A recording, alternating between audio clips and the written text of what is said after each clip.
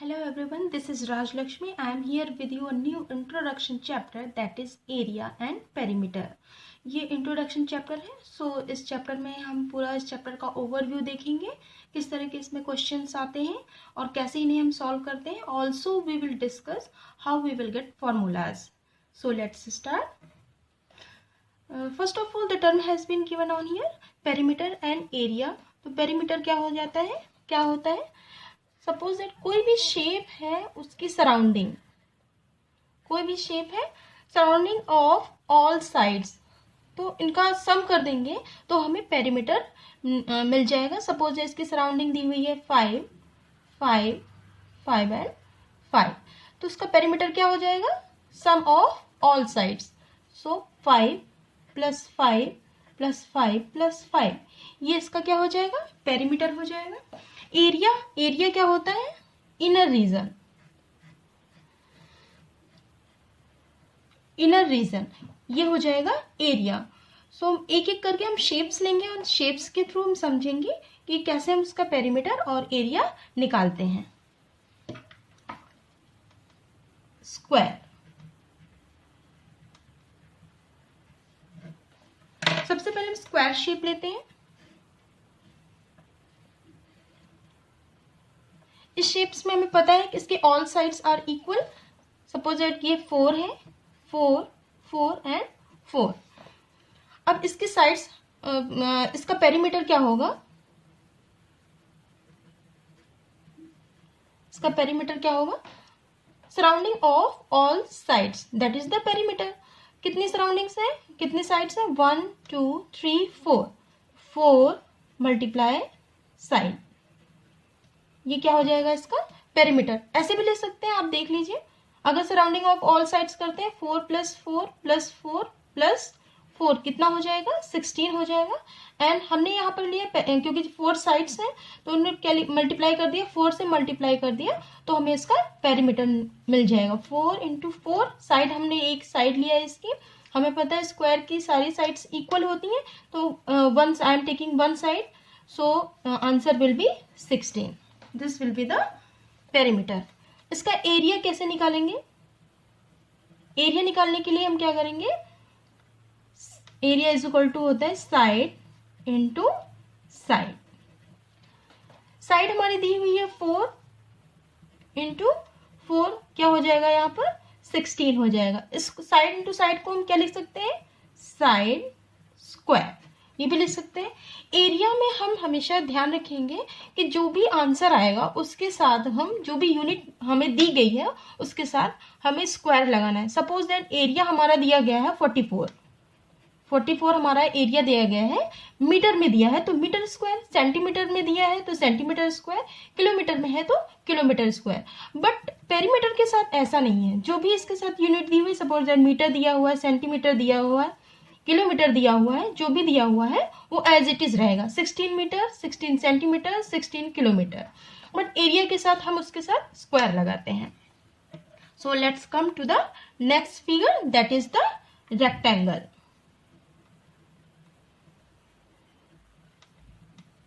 That is the rectangle. Rectangle में क्या होता है? इसकी अपोजिट साइड्स इक्वल होती हैं. सपोज दैट ये दिया हुआ फिगर ए, बी, सी और डी, तो इसकी अपोजिट साइड्स क्या हो जाएंगी? ये, और ये इसकी क्या हो जाएगी? लेंथ हो जाएगी, और ये क्या इसकी हो जाएगी? ब्रेथ हो जाएगी. तो लेंथ और लेंथ, दोनों लेंथ इक्वल है और दोनों ब्रेथ भी हमारी क्या है? इक्वल है. तो इसका पेरीमीटर क्या हो जाएगा? इसका पेरीमीटर क्या हो जाएगा? दो लेंथ इक्वल है तो 2 और ब्रेथ भी इक्वल है, L + B. सपोज दैट यहाँ पर हमने लिया है, हमारी ब्रेथ 2 है और लेंथ हमने 4 ले लिया है, तो इसका पेरीमीटर क्या हो जाएगा? 2 × लेंथ कितनी है? 4 + 2, आंसर क्या हो जाएगा? 12. आंसर क्या हमारा हो जाएगा? 12. इस तरह इसका हम पेरीमीटर निकाल लेंगे. अब निकालते हैं इसका area, area of rectangle. Area कैसे निकालेंगे? एरिया क्या है? Inner region. इसका इनर रीजन हमने इसमें क्या लिया था? Side into side. अब पेरीमीटर में क्या होगा, सेम एज इट इज लेंगे, इसमें लेंथ और ब्रेथ दी हुई है तो क्या हो जाएगा, लेंथ इंटू ब्रेथ। लेंथ क्या दी हुई है हमारी 4 इंटू ब्रेथ कितनी दी हुई है 2 इज इक्वल टू क्या हो जाएगी 8।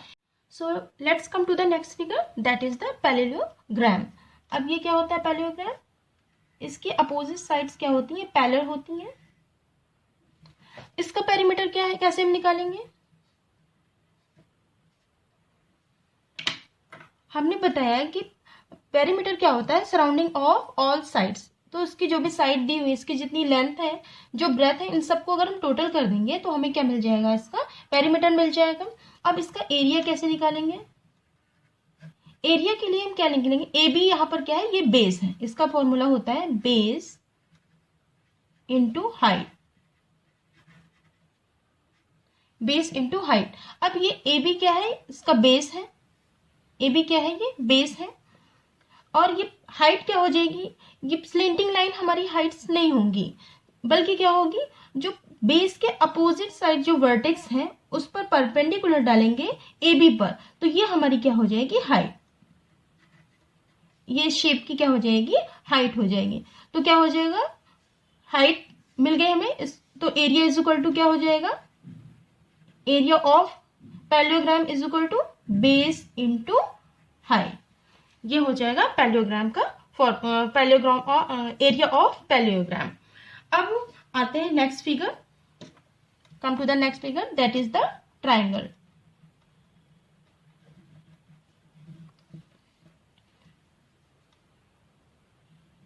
सपोज दैट ये एक शेप है ए बी और सी।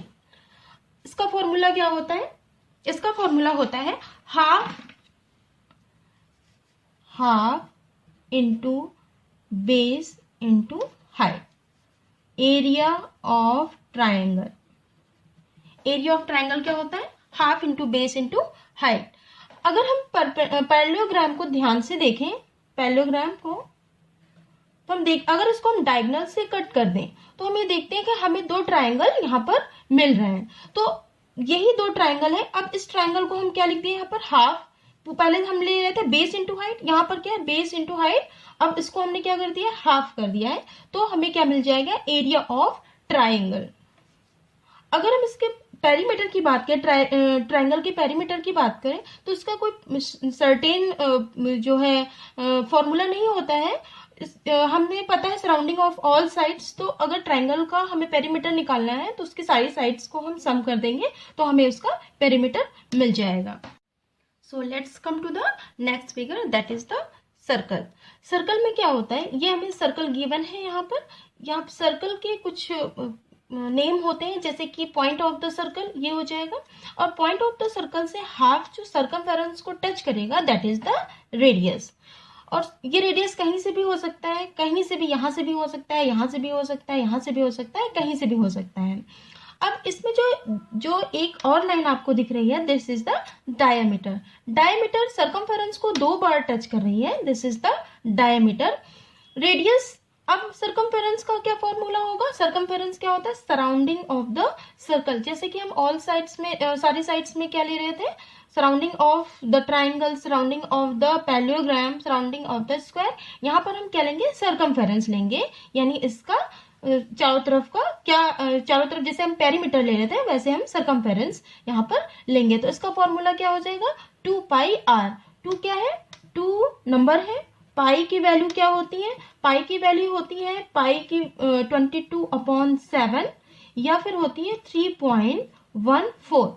ये क्वेश्चन में ज्यादातर गिवन होता है, आपको दिया रहेगा पाई की वैल्यू अगर 22/7 है तो उससे हमें निकालना होगा, या फिर दिया रहेगा 3.14। तो आर क्या है हमारा, ये रेडियस होगा, हाफ, जो सर्कमफेरेंस को हाफ टच कर रही है, ये क्या हो जाएगा हमारा, रेडियस हो जाएगा। तो सर्कमफेरेंस ऑफ सर्कल क्या हो जाएगा, 2 पाई आर। अब इसका एरिया कैसे निकालेंगे, एरिया हम निकालने के लिए क्या करेंगे, इसका फॉर्मूला होता है pi r square. R square क्या होता है, r square is equal to होगा आर इंटू आर, यानी रेडियस को हमें 2 बार मल्टीप्लाई करना है। पाई की वैल्यू हमारी गिवन रहेगी, या फिर हमें पता भी होना चाहिए कि 22/7 या फिर 3.14 से हमें निकालना है। तो पाई की वैल्यू हम रख देंगे 22/7। सपोज दैट यहाँ पर रेडियस गिवन है हमारा 4, तो मल्टीप्लाई 4 इंटू 4, ये क्या हो जाएगा, area of the circle. Let's come to the next figure, that is the semi circle. Semi circle क्या होता है, पहले अभी हमने आपको बताया circle.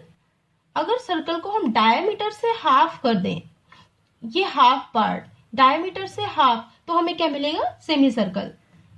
It looks like this, ये क्या हो जाएगा, हमारा सेमी सर्कल हो जाएगा। अब इसका कैसे हम पेरीमीटर निकालेंगे, पेरीमीटर ऑफ सेमी सर्कल, इसका पेरीमीटर,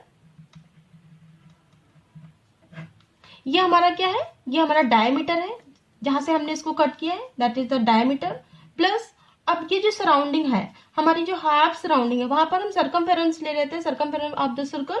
यहाँ पर हम क्या लेंगे, इसकी हाफ सराउंडिंग लेंगे। तो अगर उसका हम देखेंगे तो पेरीमीटर ऑफ द सर्कल का फॉर्मूला होता था पाई 2 r, तो क्या हो जाएगा 2 पाई r।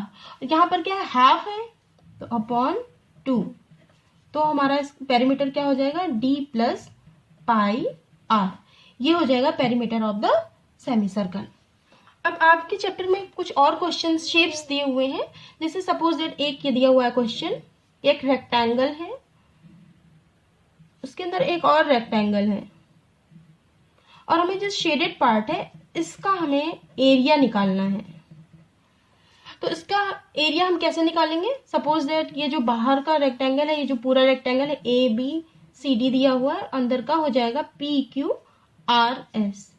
तो हम पहले ये जो पूरा रेक्टेंगल, जो ये बड़ा रेक्टेंगल दिया हुआ है, इसका एरिया निकाल लेंगे, यानी एरिया ऑफ ABCD। फिर ये जो इनर एरिया, इसका भी एरिया निकालेंगे, minus area of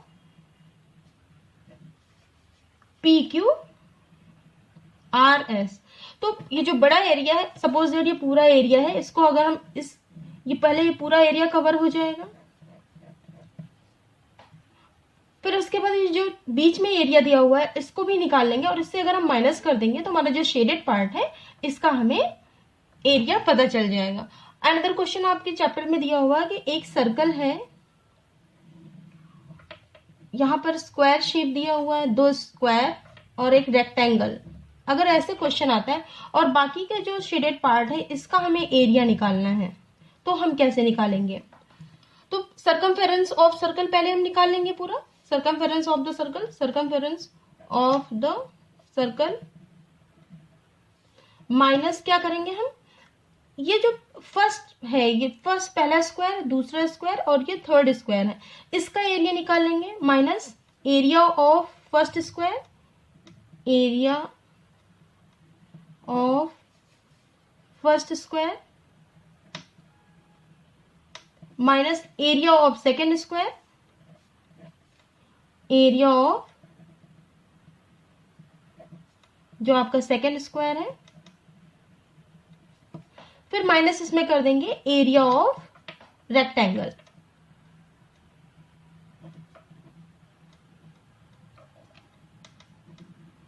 area of rectangle.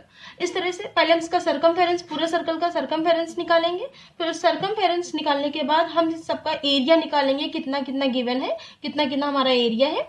अब उस एरिया उसको सर्कमफेरेंस से हम माइनस कर देंगे, तो हमारा ये जो शेडेड पार्ट है इसका हमें एरिया मिल जाएगा।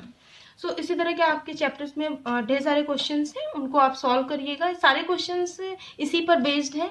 अगर आपको कॉन्सेप्ट क्लियर हो जाएगा तो आसानी से आप सारे क्वेश्चंस को सॉल्व कर पाएंगे। सो आई होप आप सबको चैप्टर समझ में आया होगा। So till then good bye.